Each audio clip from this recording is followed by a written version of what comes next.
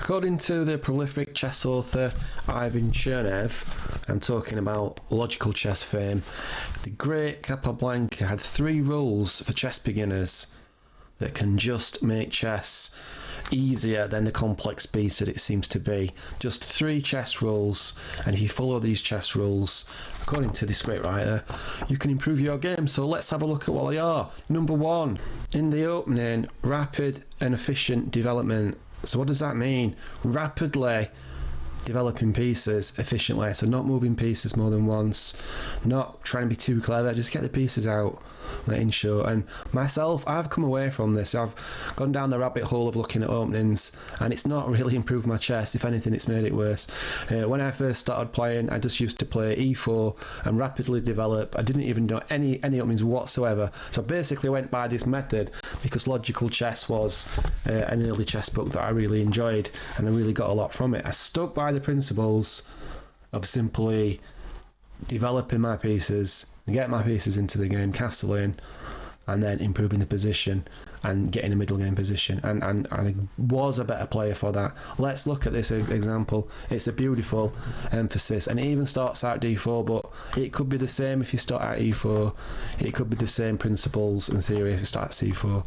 But Capablanca, as is the fashion, opens d4 in this game and goes into like a Nimzo Indian line. But again, this is not about following mainline opening, it's about doing the logical things. So what does white do in this position? He does prepare against the double pawn, so you don't have to take back with the pawn. So if bishop takes, we can play queen takes. Queen c2, although it does break a principle bringing your queen out, which is that first thinking what, it also does actually prepare e4. So it does 2 jobs, prevents the doubling of the pawns and prepares e4 in the position. And then c5, logical choice, and white can take this pawn because black is going to have to recapture the pawn, so it's not a loss of moves to take this pawn in particular. But now just watch how Capablanca emphasises the rapid development now from this position. Develops a piece, retakes, develops a piece, ignores the attack, opens the pawn to e3, so he takes with the bishop.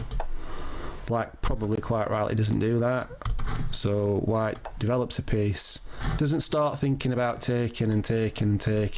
He can't take anyway because of this pin, but if castles, just develops a piece.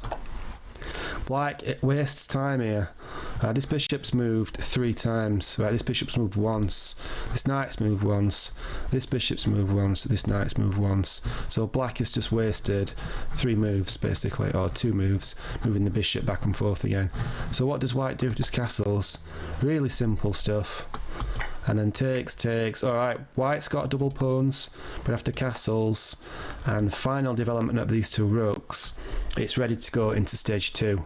In the middle game, coordination of pieces, and this attack plays itself. It's an amazing game, it really is, and white has not really done anything special. But let's look how he actually just wins this game, having built on those simple developing principles. Right, so this finally has to be played because this rook on this open file obviously prevented this bishop from moving, which prevents the rook from moving. So the rook on the open file, and white has to play b6, which, you know, slows black's development down. So in this position then, it's now time to take, and then this move.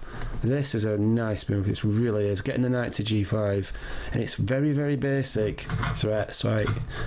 Threatening checkmate, right? Really basic, but puts the knight on a really strong square. And black's got to create a weakness now because of that move. This is what he means, but I think was what he means anyway, like coordination of the pieces. Everything's coordinated pretty well. The bishop also supports the knight, and the rooks potentially. Now this rook's probably saved its purpose, but you know, just control. It can sort of jump up onto these squares and come across at some point. Everything's coordinated. Everything's nicely balanced in this position. And this move, now it's time to start attacking. Creates a weakness. Black plays f5. And then again, this is a simple 1-move threat. And we're just threatening to chop off the knight. Pawn takes, rook takes. And I suppose we could take here. That doesn't happen in the game. Queen comes back, but why not? If takes in this position. And we just have e takes f4. This knight's an absolute monster. This is a sample idea. Yeah, we just get the rook. And this is an amazing, it's effortless play. Bringing the rooks onto the 7th rank, hitting the bishop. And this is a really strong position. Computer's got this, it's like virtually a rook up. Like, really, really simple. So queen comes back. And then push. c4, attacking the position. Knight, and it's basically over now. And this is pretty nasty. You know, lining the queen up right in front of the king.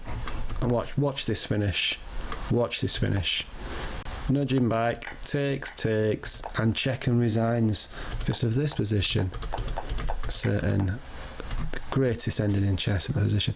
So this is effortless. This is principle 1, rapid development.